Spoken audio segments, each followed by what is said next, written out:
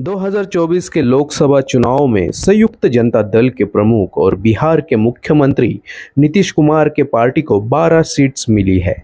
चुनाव से ठीक पहले नीतीश कुमार इंडिया अलायंस छोड़कर एनडीए में शामिल हुए थे।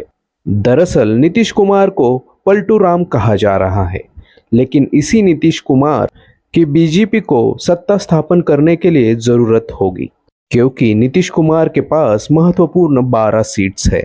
लेकिन नीतीश कुमार ने पहली बार ऐसा कुछ किया नहीं है। इससे पहले भी नीतीश कुमार ने कई बार ऐसा किया है। कभी वो सत्ताधारी पार्टी के साथ गए हैं तो कभी ऑपोजिशन के साथ गए हैं। दरअसल 400 पार का कॉन्फिडेंस लेकर चल रही एनडीए को 300 पार करने में भी मुश्किल हुई थी। दूसरी ओर इंडिया अलायंस को सीट्स नहीं मिलेगी, ऐसा कहने वाले सभी एग्जिट पोल वोटर्स ने झूठा ठहराया था। अब बीजेपी को एनडीए की इन छोटे छोटे पार्टीज को खुश रखना होगा। हम करे सो कायदा अब नहीं चलेगा। चंद्रबाबू नायडू और नीतीश कुमार जैसे नेताओं का महत्व अचानक बढ़ गया है, लेकिन नीतीश कुमार की ये पलटने की आदत पुरानी है।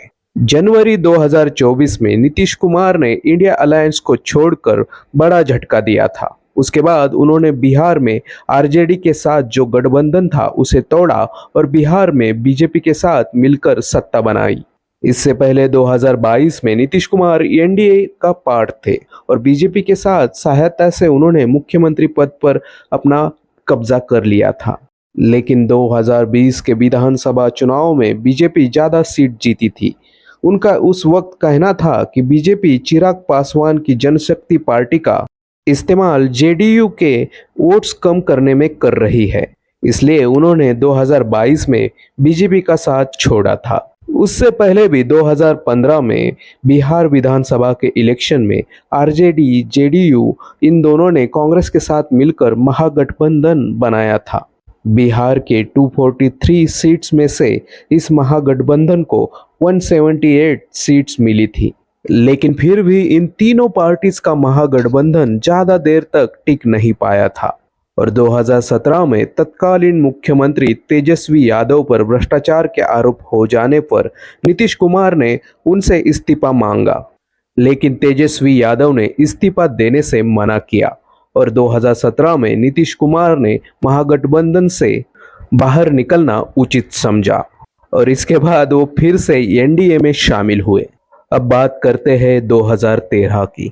वाजपेयी सरकार में नीतीश कुमार रेलवे मंत्री थे। लगभग 17 साल वो एनडीए के साथ थे, लेकिन जून 2013 में एनडीए द्वारा प्रधानमंत्री पद के लिए नरेंद्र मोदी की घोषणा की गई। इसके बाद नीतीश कुमार ने नाराज होकर एनडीए छोड़ दी।